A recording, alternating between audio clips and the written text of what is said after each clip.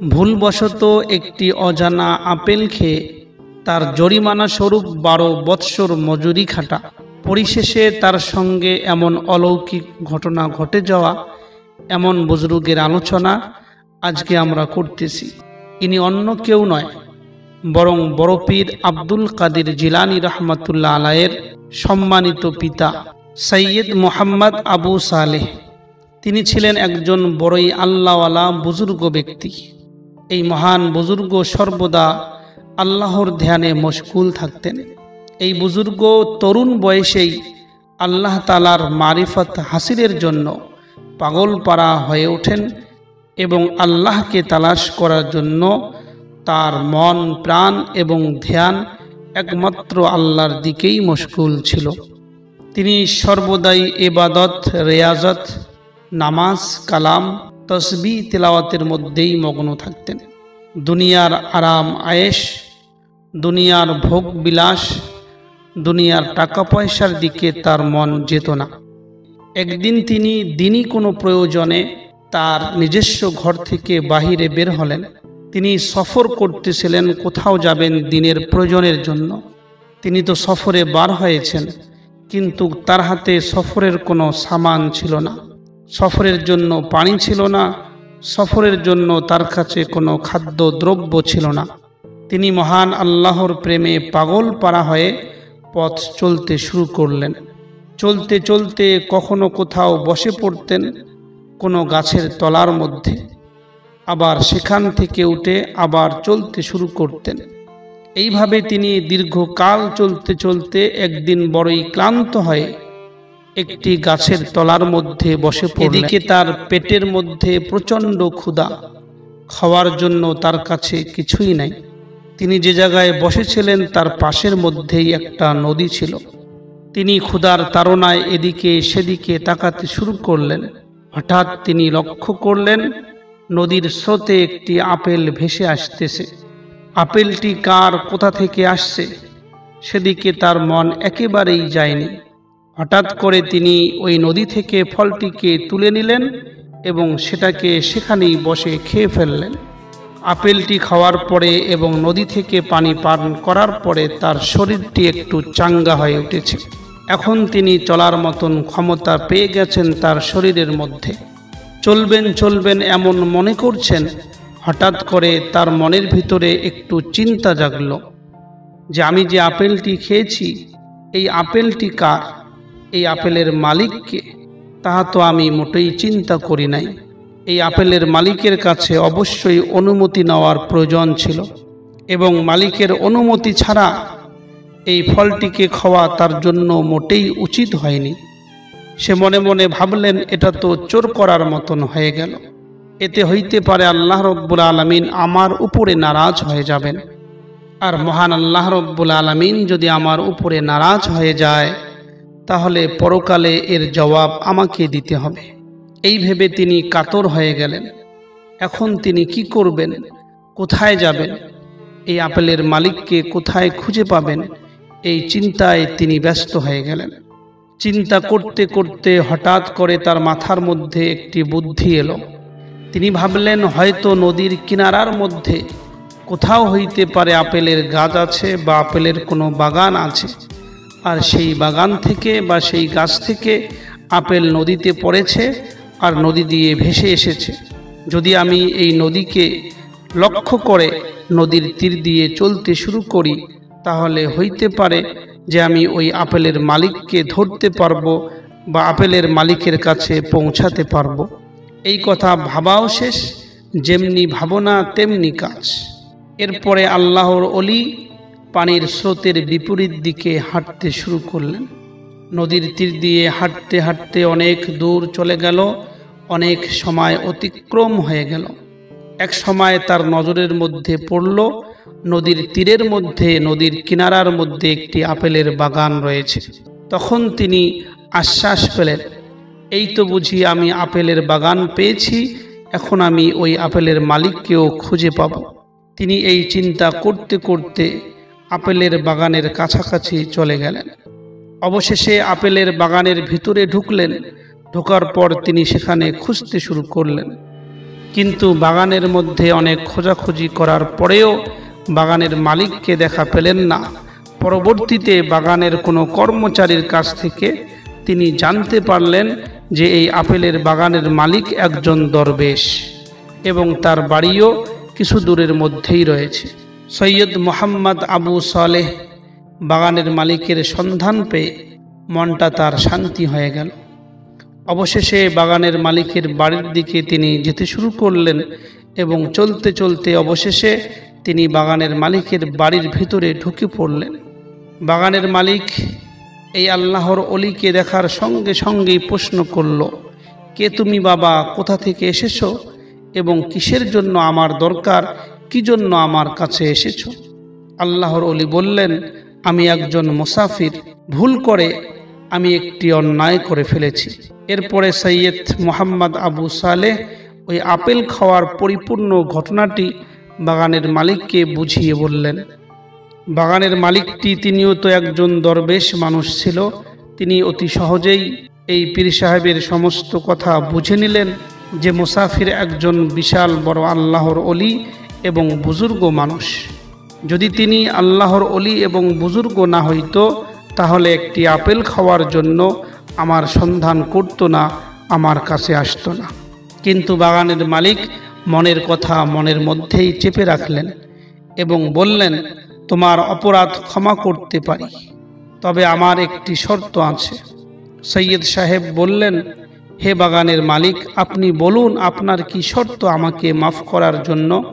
আমি আপনার শর্ত যথাযথভাবে পালন করব, তবুও আপনার কাছে আরজ করছি আপনি আমাকে শর্ত পালন করার পর মাফ করে দেবেন।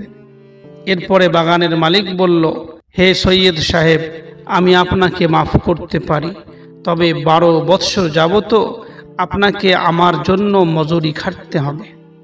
এবার সৈয়দ সাহেব চিন্তা করতে শুরু করলেন, বড়ই আশ্চর্য ব্যাপার, একটা আপেলের জন্য, যেটা আবার নদী দিয়ে ভেসে গিয়েছিল, সেটাকে আমি ভুল করে খেয়ে ফেলেছি। এই অপরাধকে ক্ষমা করার জন্য আমাকে 12 বৎসর তার বাড়িতে মজুরি খাটতে হবে। কিন্তু তিনি কোনো উপায় পেলেন না। চিন্তা করলেন, আল্লাহকে রাজি করতে হলে আমাকে সেই কাজ করতেই হবে এবং 12 বৎসর মজুরি খাটার জন্য সৈয়দ সাহেব রাজি হয়ে গেলেন। এইভাবে সৈয়দ সাহেবের দিন কাটতে শুরু করল। 1 বছর, 2 বছর, 4 বছর, একদিন এক সময়ে এসে 12 বৎসর কেটে চলে গেল। এবার সৈয়দ সাহেবের বিদায়ের পালা। এখন সে বাড়ির মধ্যে আবার ফিরে আসবেন, নিজের আবাস স্থলের মধ্যে ফিরে আসবেন।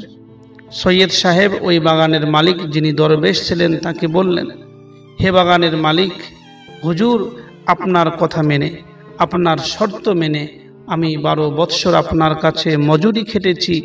এখন আমার বিদায়ের দিন চলে এসেছে, আপনি আমাকে মাফ করে দিন। এরপরেই ঘটে যায় সৈয়দ সাহেবের জীবনের মধ্যে সবথেকে বড় আশ্চর্যজনক ঘটনা। সৈয়দ সাহেবের এই কথা শুনে বাগানের মালিক দরবেশ বললেন, হে সৈয়দ সাহেব, আমার একটি মেয়ে আছে। মেয়েটি দেখতে অন্ধ এবং মেয়েটি কথা বলতে পারে না, বোবা, তার সঙ্গে মেয়েটি আছে খোড়া। যদি তুমি আমার সেই মেয়েকে বিয়ে করো, তারপরেই আমি তোমাকে মাফ করে দিতে পারি। এখন আবার সৈয়দ সাহেব ভাবতে শুরু করলেন, একটি মাত্র আপেলের জন্য 12 বৎসর আমি তার গোলামি করেছি, তারপরেও তিনি আমাকে মাফ করছেন না। উপর থেকে তার মেয়ে অন্ধ, বোবা, খোড়া, সেই মেয়েটাকে আমার বিয়ে করতে হবে, তারপরে গিয়ে আমাকে সে মাফ করবে। সৈয়দ সাহেব চিন্তা করতে শুরু করলেন। চিন্তা করতে করতে অবশেষে তিনি ভাবতে লাগলেন, যদি আমাকে সে মাফ না করে তাহলে তো আল্লাহর কাছে আমাকে জবাব দিতে হবে, কেন অজানা আপেল বিনা অনুমতিতে আমি খেয়েছি।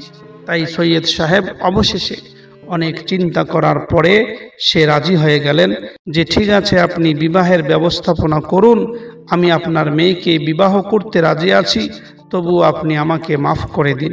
এই কথা শুনে বাগানের মালিক দরবেশ বড়ই খুশি হলেন। তিনি বিবাহের ব্যবস্থা করলেন। বিবাহ হয়ে গেল। এরপরে বিবাহের পর সৈয়দ সাহেব ঘরে প্রবেশ করলেন স্ত্রীকে দেখার জন্য, কিন্তু তিনি গিয়ে যা দেখলেন তা তিনি বিশ্বাস করতে পারছিলেন না। ঘরে বসে আছে এক পরমা সুন্দরী মেয়ে। তার স্ত্রী তো ছিল অন্ধ, বোবা এবং খোঁড়া।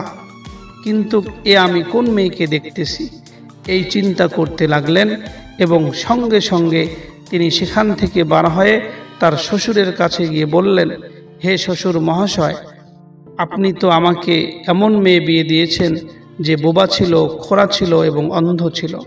ঘরের ভিতরে তো আমি ওই রকম কোনো মেয়ে দেখতে পারি নাই। তখন বাগানের মালিক দরবেশ বললেন, ওই মেয়েটি তোমার স্ত্রী। আর আমি যে অন্ধ, বোবা এবং খোঁড়া বলেছি তাও ঠিক বলেছি, কেননা আমার মেয়ে কখনো কোনো বেগানা পুরুষের মুখ দেখেনি, তাই বলেছি আমার মেয়ে হইল অন্ধ। দ্বিতীয়ত, তার মুখ দিয়ে কখনো অন্যায় কথা বের হয়নি, সেজন্য বলেছি সে হইল বোবা। তৃতীয়ত, কখনো ভুলেও সে অন্যায় পথে পা বাড়ায়নি, তাই বলেছি সে হইল খোঁড়া। সৈয়দ সাহেব শ্বশুরের মুখ থেকে এই কথা শুনে মহান আল্লাহর দরবারে শুকরিয়া আদায় করলেন। জীবনের 12টি বছরের বিনিময়ে পেলেন সৈয়দ সাহেব পরমা সুন্দরী স্ত্রী, আর তার মাধ্যমে মহান আল্লাহর পক্ষ থেকে পেলেন একটি মহান পুরস্কার। আর সেই মহা পুরস্কার হলো তাদের ঔরসজাত সন্তান বরফির আব্দুল কাদের জিলানী রহমাতুল্লাহ আলাইহ। প্রিয় দর্শক, এটা হইল হজরতে আব্দুল কাদের জিলানী রহমাতুল্লাহ আলাইয়ের পিতা সৈয়দ মোহাম্মদ আবু সালের জীবনের একটি মর্মান্তিক ঘটনা। এখানে আপনারা প্রশ্ন করতে পারেন যে এই ঘটনা সত্য কি? তবে আমি এই বিষয়ে আপনাদেরকে বলবো, এই ঘটনাটি না কোনো হাদিসের কথা, না কোনো পবিত্র কোরআনের কথা, বরং এটা একটা কাহিনী মাত্র, যেটা হজরতে আব্দুল কাদের জিলানী রহমাতুল্লাহ আলাইয়ের পিতার সঙ্গে সম্পর্কিত। ঘটনাটি সত্য নাকি মিথ্যা সেটা তো আমি বলতে পারবো না, বরং যে ব্যক্তি এই ঘটনা উল্লেখ করেছে তাকেই জিজ্ঞাসা করা প্রয়োজন। যেহেতু এটা একটা ঘটনা মাত্র, হাদিস কোরআন দিয়ে যাচাই করার কোনো মতলব থাকে না, তাই এই ঘটনাকে আমরা এতটুকুই মনে রাখব যে এই ঘটনার দ্বারায় আমরা কি উপদেশ পেলাম। প্রিয় দর্শক, আল্লাহ রব্বুল আলামিনের হুকুম অনুসারে চুরি করা একটা বিশাল বড় মহাপাপ, বরং চুরির কাছাকাছি যাওয়াও বিশাল বড় একটা পাপের কাজ।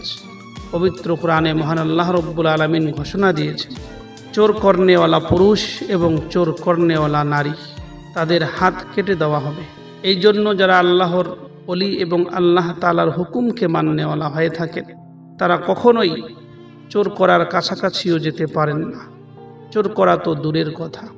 এই ঘটনা থেকে আমরা এটা স্পষ্ট বুঝতে পারলাম যে যারা ওলি হয়, আল্লাহর হুকুম মেনে চলে, তারা চোর করা তো দূরের কথা, এমন কাজও করে না যে কাজ করলে চুরি করার সন্দেহ হইতে পারে। এই জন্য আমরা সর্বদাই এদিকে অবশ্যই খেয়াল রাখব যেন আমরা চুরির কাছাকাছি না যাই, নিজে যেন চুরি না করি এবং তার সঙ্গে আমাদের সন্তানাদিদেরকে চোর থেকে যেন আমরা হেফাজত করতে পারি। প্রিয় দর্শক, এখানে মনে রাখতে হবে, আমাদের সন্তানরা সর্বপ্রথম যখন চুরি করা শুরু করে এবং চুরি করে বাড়ির মধ্যে নিয়ে আসে প্রথমবারের ব্যাপারে, তখন যদি সেই সন্তানকে চোর করা থেকে রোকার জন্য একটু কঠিন এবং একটু ধমক দেওয়া হয় যে যার কাছ থেকে, হে আমার বাচ্চা, তুমি এই জিনিসটি নিয়ে এসেছো, বা যেখান থেকে এই জিনিসটি তুমি তুলে এনেছো, বা যার বাড়ির পাশ থেকে তুমি এই জিনিস নিয়ে এসেছো, তাকে গিয়ে ফেরত দিয়ে আসো। যখন একবার বাচ্চাকে প্রথম বেলা যখন চুরি করা শুরু করে, তখন যদি একটু ধমক দেওয়া যায়, তাহলে অবশ্যই অবশ্যই সে সারা জীবন চলে যাবে। জীবনের প্রথম স্টেপের মধ্যে তার যে ভুল হয়েছে সেটা আর কখনো সে করবে না। এই জন্য আমরা নিজেরা চোর থেকে হেফাজত থাকব এবং নিজের সন্তানদেরকে চুরির কাছ থেকে হেফাজতে রাখব। প্রিয় দর্শক, বরফির আব্দুল কাদের জিলানী রহমাতুল্লাহ আলাইহ, তিনি একজন বিশাল বড় আল্লাহর ওলি ছিলেন। তিনি এই ভারতবর্ষের মধ্যে এসেছিলেন এবং ভারতবর্ষের মধ্যে তিনি আল্লাহর বান্দাদেরকে আল্লাহর দিকে আহ্বান জানিয়েছেন।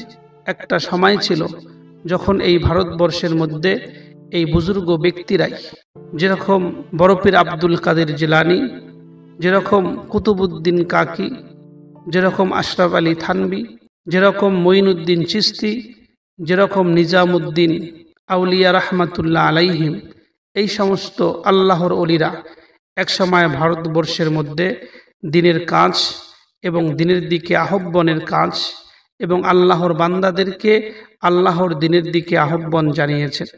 আল্লাহ রব্বুল আলামিন এদের মাধ্যমেই, এই সুফিদের মাধ্যমেই, এই বুজুর্গদের মাধ্যমেই একসময় দ্বীনের কাজ নিয়েছিলেন। প্রিয় দর্শক, আমরা জানি দাওয়াত ও তাবলীগের কাজ একসময় আল্লাহ রব্বুল আলামিন নবী রসুলদের মাধ্যমে নিয়েছেন। যখন আমাদের রসুল সাল্লাল্লাহু আলাইহি ওয়াসাল্লাম পৃথিবী ছেড়ে চলে যান, তখন আল্লাহ রব্বুল আলামিন এই দাওয়াতের কাজ খলিফাদের দিয়ে নিয়েছেন। বিভিন্ন জায়গার মধ্যে খলিফার মাধ্যমে দাওয়াতের কাজ আল্লাহ রব্বুল আলামিন চালিয়েছেন। এরপরে একটা সময় আসে যখন আল্লাহ রব্বুল আলামিন এই দাওয়াতের কাজ, মানুষকে আল্লাহর দিকে ডাকার কাজ এবং মানুষকে আল্লাহর পথের দিকে আহ্বান করার কাজ, এই বিভিন্ন আউলিয়ায়ে কেরাম, বিভিন্ন মাশায়েখে কেরাম, বিভিন্ন বুজুর্গান ব্যক্তিদের মাধ্যমেই তিনি নিয়েছেন।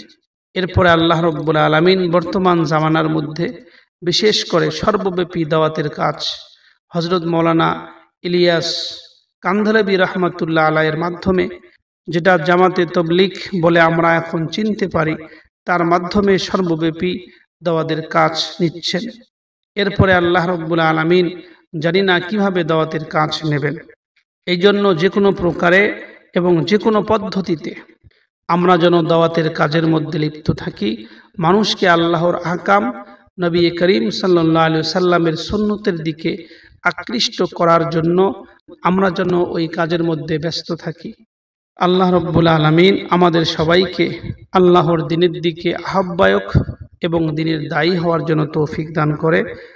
প্রিয় দর্শক, হযরতে আব্দুল কাদের জিলানী রহমতুল্লাহ আলাইহির কয়েকটি আশ্চর্যজনক ঘটনা, যেগুলো বিশ্বাস করা সম্ভব নয়। প্রথম ঘটনা হইল, যখন আব্দুল কাদের জিলানী রহমতুল্লাহ আলাইহিকে তার পিতা জেলান নগরীর একটি মক্তবে বিদ্যা শিক্ষা করার জন্য ভর্তি করাতে নিয়ে চললেন। কথিত আছে যে যাত্রাপথে একদল ফারিস্তা এসে আব্দুল কাদের জিলানী রহমতুল্লাহ আলাইহিকে ঘিরে ধরলেন এবং এই ঘিরে ধরা অবস্থায় আব্দুল কাদের জিলানী রহমতুল্লাহ আলাইহি শিক্ষা স্থলের মধ্যে পৌঁছে গেলেন। আরও বলা হয়েছে যে যখন বড়পীর আব্দুল কাদের জিলানী রহমতুল্লাহ আলাইহিকে মক্তবে নিয়ে যাওয়া হয়, তখন মক্তবে ছাত্রদের সংখ্যা অনেক ছিল, বসবার কোনো জায়গা ছিল না। তখন হঠাৎ করে তার সঙ্গী যে সমস্ত ফারিস্তা তাকে ঘিরে নিয়ে গিয়েছিল, গায়েব থেকে আওয়াজ দিল, হে মক্তবের লোকেরা, তোমরা আল্লাহর প্রিয় বান্দার জন্য বসার জায়গা করে দিন। সত্যিকারে অদৃশ্য লোকের পক্ষ থেকে এমন কথা শুনে মক্তবের শিক্ষক এবং ছাত্রবিন্দু চমকিয়ে উঠলেন এবং সঙ্গে সঙ্গে তাকে বসার জন্য জায়গা করে দিলেন। এছাড়াও আব্দুল কাদের জিলানী রহমতুল্লাহ আলাইহি সম্পর্কে বলা হয়ে থাকে, যখন মক্তবের মধ্যে আব্দুল কাদের জিলানী রহমতুল্লাহ আলাইহিকে তার উস্তাদজি প্রাথমিক স্তরের আলিফ বা তাসা পড়াইতেছিলেন, তখন আব্দুল কাদের জিলানী আলিফ বা তাসা না পড়ে আউযু বিল্লাহ এবং বিসমিল্লাহির রহমানির রহিম পড়লেন এবং সেখান থেকে শুরু করে পবিত্র কোরআনের 18 পারা পর্যন্ত পড়ে শুনিয়ে দিয়েছিলেন। পরে যখন তার ওস্তাদ জিজ্ঞাসা করে যে তুমি এই 18 পারা কোথা থেকে মুখস্থ করেছ, যখন আমি আমার মার পেটের মধ্যে ছিলাম তখন তিনি পবিত্র কোরআনের তেলাওয়াত করতেন, আর ওই তেলাওয়াত শুনে শুনে আমি মায়ের পেটের মধ্যেই 18 পারা কোরআন মজিদ মুখস্থ করে ফেলেছি। প্রিয় দর্শক, উপরের যে কয়েকটি আলোচনা আমি আপনাদেরকে বললাম, এই কয়েকটি আলোচনা একেবারেই সম্পূর্ণ আকারে ভিত্তিহীন, এর কোনো ভিত্তি নেই। কেননা মহান আল্লাহ রব্বুল আলামিন বলেছেন সূরা নাহালের 78 নম্বর আয়াতে যে আল্লাহ তোমাদের মায়ের পেট থেকে তোমাদের বের করেছেন, এমন অবস্থায় যখন তোমরা কিছুই জানতে না, তিনি তোমাদের কান দিয়েছেন, চোখ দিয়েছেন, চিন্তা ভাবনা করার মতন হৃদয় দিয়েছেন, যাতে তোমরা আল্লাহর কৃতজ্ঞতা প্রকাশ করো। এই ধরনের অনেক কাহিনী, অনেক গল্প বড়পীর আব্দুল কাদের জিলানী রহমতুল্লাহ আলাইহির নামে খুব প্রচলিত রয়েছে। সেগুলো সত্যিকারে আসলেই ভিত্তিহীন, সেগুলোর উপরে আমাদের বিশ্বাস করার কোনো প্রয়োজন নেই। আউলিয়ায়ে কিরাম, আল্লাহর ওলিদের কারামত সত্য, এ কথা ঠিক আছে, কিন্তু সব কারামত যেগুলো আল্লাহ এবং আল্লাহ রসুলের বাণী এবং শিক্ষার বিপরীত, সেগুলো কি করে ঠিক হইতে পারে?